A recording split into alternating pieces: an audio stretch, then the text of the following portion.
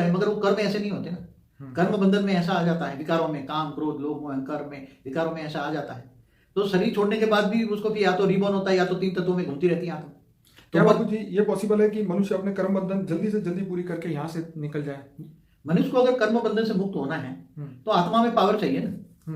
पहले तो अपने आप को समझो, मैं कौन हूँ, कहाँ से आया हूँ और मुझे कहाँ जाना है, ये लक्ष्य तय करें ना। पहले तो अपने आप को जाने ना, खुद को पहचाने, सेल्फ रियलाइजेशन करें। तो गीता में कहा है, तो आत्मस्वरूप बन, मुझ परमात्मा को याद कर तो मैं सब पापों का विनाश कर दूंगा और अंत में परम धाम ले जाऊंगा, बोला हुआ गीता में भगवान ने। और गीता सर्वशास्त्र शिरोमणि। तो बाबू जी इतनी बार ये चक्र घूम गए तो कोई गया कि नहीं परम धाम? अभी ऊपर जा, मतलब परम धाम तो जाने के लिए बहुत मेहनत है, मगर एक दूसरे लोक में जाते हैं, फिर पुरुषार्थ करते हैं, फिर तीसरे लोक में जाते हैं।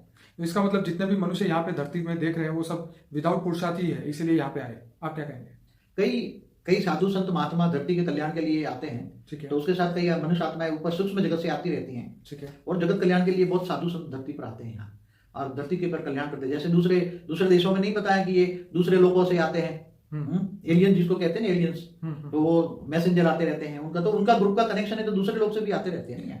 बाबू जी मैंने एक एपिसोड देखा था जिसके अंदर चाइना के अंदर जो बहुत पुराना जो दुनिया की सबसे बड़ी दीवार है जिन्होंने वो बनवाई थी, उन लोगों को भी ये ज्ञान था कि हम स्टार से आए हुए हैं और हमें वापस स्टार में जाना है।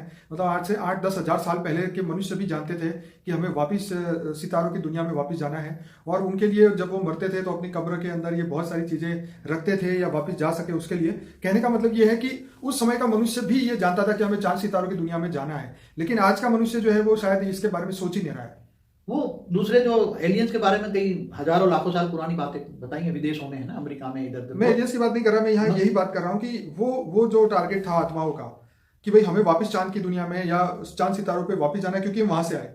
वो तो कई लोग जानते हैं कि हम सूर्य लोक से आए, दूसरे मतलब सितारों से आए, दूसरे सितारों में जाना है, वापस जाना है। हम यहाँ आए हैं, वापस जाने के लिए उन्होंने बहुत पुरुषार्थ किया है, मगर जा नहीं पाए अभी तक। जाने के लिए उसको विधि पता नहीं है ना, कैसे जाए, जाए तो कैसे जाए, वापस ऊपर जाना है, वापस दूसरे सोलर सिस्टम में जाना है। तो दूसरे सोलर सिस्टम में समझो आया है, तो जिस सूर्य में वापस जाना है वो कितना दूर है होगा, कोई समझो कि 1000 प्रकाश वर्ष दूर है, कोई 2000 प्रकाश वर्ष दूर है, कोई तो नजदीक से सबसे ज्यादा नजदीक वाला तारा भी 5 प्रकाश वर्ष दूर है, कितना। तो वो कैसे जाएगा? क्या ये स्थूल यान तो जाएगा नहीं, तुम्हारा स्थूल शरीर में जा पाएगा? स्थूल शरीर तो जा नहीं पाएगा। अब उसके लिए यान चाहिए, तो कौन सा यान जाएगा?